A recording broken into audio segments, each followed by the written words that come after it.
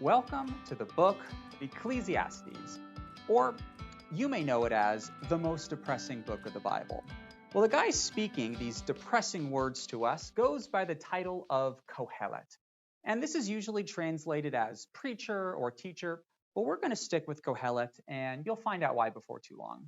Anyways, Qoheleth is going to look you right in the eye in this book and say, "You are going to die. And 100 years from now, no one will remember your name.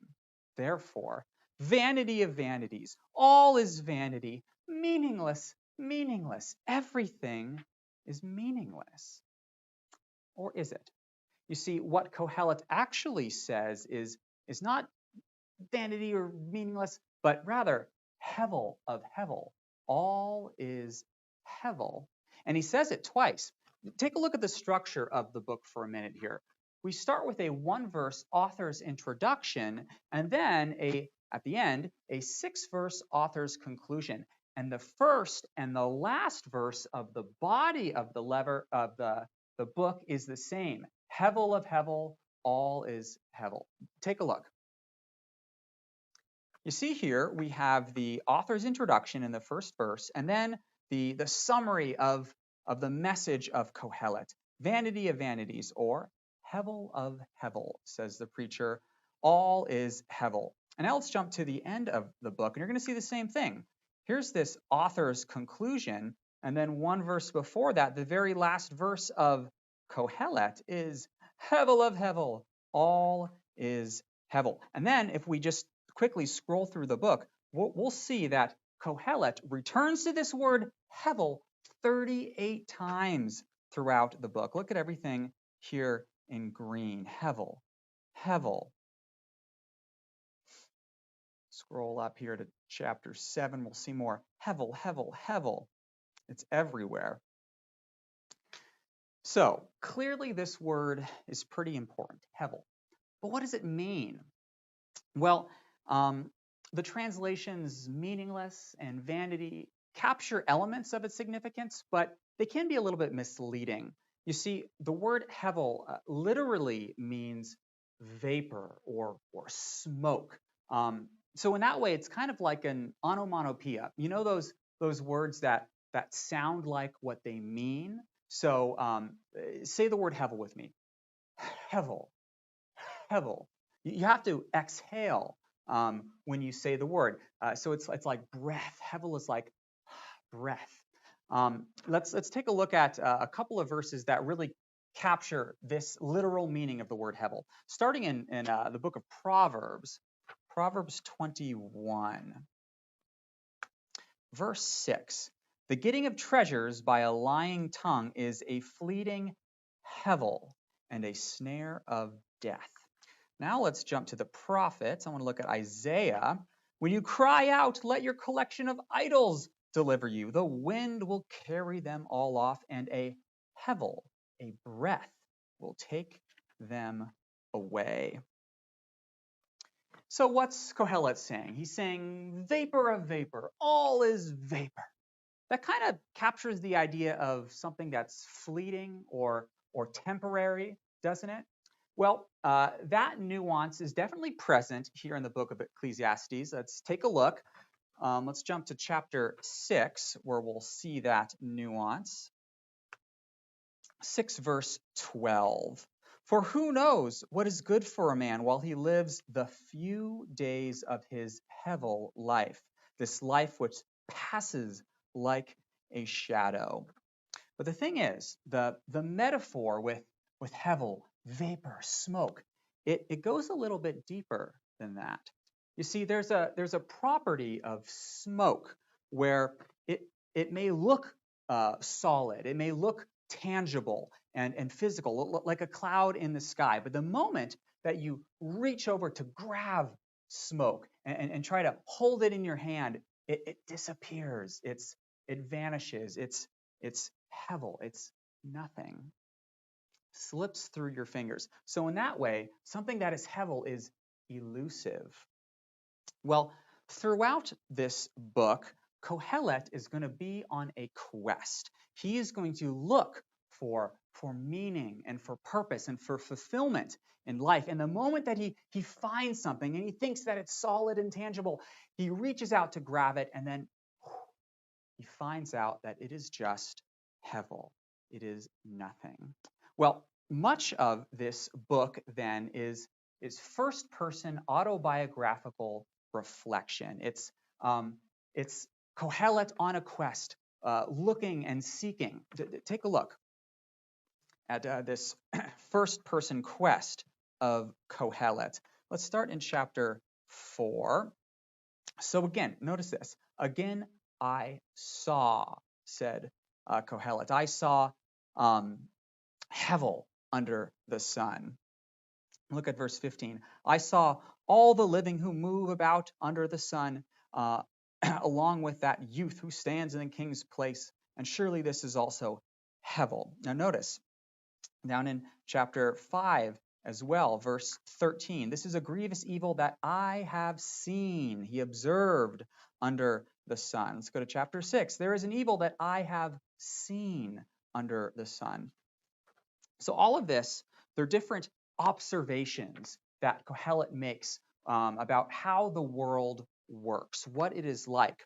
But not only does Qoheleth observe, he also experiments. So in verse 7, he's going to say, all of this I tested by wisdom. And the most famous or the most well-known tests that Qoheleth performs are in chapters 1 and 2. Let's take a look at this quest for meaning that Qoheleth is on in these chapters. So here we are. He starts his quest. I, Qoheleth, have been king over Israel and Jerusalem, and I applied my heart to seek and to search out by wisdom all that is done under heaven. And he's going to perform a series of tests. The first test is wisdom. He says, I said in my heart, I have acquired wisdom, wisdom so great that it surpasses all who were in Jerusalem before me. But he finds out that this wisdom is just more hevel. It is a striving after the wind, where he tries to chase after the wind, but he can never catch the wind. He can't grab a hold of it. It's just hevel. And why? Because the more that he learns, the more depressed he gets. All that this wisdom does is just increase his capacity for misery. Okay, so that didn't work. Let's go in a different direction. How about pleasure? I said in my heart, come, I will test you with pleasure. Enjoy yourself. And whatever my eyes desired, says Qoheleth, I did not keep from them. I kept my heart from no pleasure. What did he do? Let's see. He went after wine. He made great building projects. He built for himself a mega mansion. He had all kinds of servants waiting on his every need. He had so much treasure. It's just ridiculous. Well, what was his conclusion after all of this pleasure seeking? Then I considered all that my hands had done, and the toil that I had expended in doing it, and behold, it was all hevel, a striving after the wind, and there was nothing to be gained by it under the sun. There was no lasting significance in all this pleasure. It was all simply empty. Well, okay, let's try wisdom again.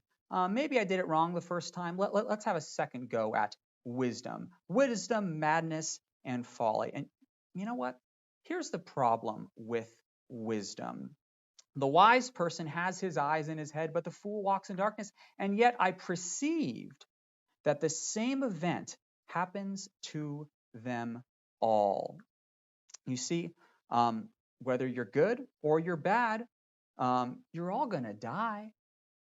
There's no difference between the righteous and the wicked, the wise and the foolish. Everyone is bound for the same location, death and the grave. And you know what? That's just hevel. It doesn't make sense. It doesn't add up. It's not the way it should be. And that's why so many of these statements made by Qoheleth are linked to this phrase, under the sun. Life as we experience it now. And I think a great synonym for it is life outside the garden, out of the Garden of Eve, after the fall, after the curse, when death has infected everything, and Hevel has stained the very air that we breathe. And you see this word death, it is one of three realities in life that Qoheleth say render all of life Hevel: time, death, and chance. Well, in between each of these like autobiographical reflections of Qoheleth are four poems. See these? We got a poem in chapter 1, 3, 7, and then in 11 and 12. And the first of these poems, the very beginning of the book, Qoheleth is going to teach us that the long march of time renders everything we do and everything that we see as simply Hevel. Take a look at this. Oh, Hevel, Hevel, all is Hevel. He opens his poem with this question: what does a man gain from all the toil at which he toils under the sun? I mean, everything just goes on continually, completely unaffected by man. The earth doesn't care what we do. The sun rises and the sun sets. The wind blows here, it blows there. The sea fills up and then it empties, and it's never really full. You see, it's just an endless, unchanging cycle about which I am completely irrelevant. You know, maybe if there was something new, if I could experience something new, maybe that would be gain. But you know what the problem is? There's nothing new under the sun. Everything has been, and everything will be again. You know, maybe if there was some kind of enduring remembrance, maybe if I knew that I would be remembered after I died, maybe that would be gain. But you know what? There is no remembrance of former things. In 100 years from now, as Qoheleth has already kindly pointed out, no one is going to remember my name. And time is simply going to erase everything that I have ever created. It's all Hevel. Time, death, and chance. And you know what? This one may be worst of all. Take a look at chapter 7. Chapter 7, verse 15. In my Hevel life, I have seen everything. A righteous man who perishes, who dies in his righteousness. And there is a wicked man who prolongs his life in his evil doing. That's just not right, is it? You know, that's not what Proverbs told me would happen. You know, Proverbs said that if I do the right thing, life will go well for me. But you know what? Qoheleth, he's going to walk through the fog, as it is, the Hevel. He's going to step in. He's going to say, you know what? There's a glitch in this system of yours. And this glitch is called chance. Look at how he describes it in chapter 9. Chance. 9, verse 11. Again, I saw under the sun, the race is not to the swift, nor is the battle to the strong. That's what Proverbs said. Proverbs said, you're strong, the battle will be yours. No, no, no. Bread is not to the wise, or riches to the intelligent, or favor to the knowledgeable. No. Time and chance happen to them all. You see, life under the sun is Hevel. It is a paradox. It's an enigma. It doesn't make sense. It doesn't always play by the rules. It's puzzling. It's disorienting. It's unpredictable. How do we then get our bearings? How do we navigate life in the fog? Well, Qoheleth, he's going to pause his depressing, sad speech 6 times throughout his speech. And he's going to give us a little bit of advice. It seems that right when he takes us to rock bottom, then he's going to throw us a little bone.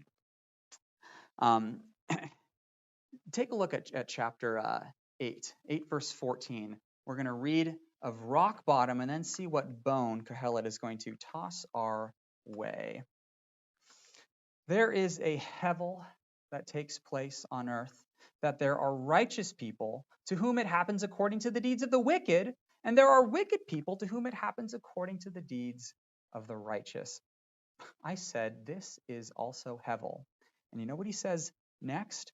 What do we do when life doesn't work according to the rules that Proverbs told us it should? Here is Qoheleth's recommendation. I commend joy, for there is nothing better under the sun but to eat and to drink and to just be joyful, to enjoy all of the toil, all of the work that God has given us under the sun. You know what?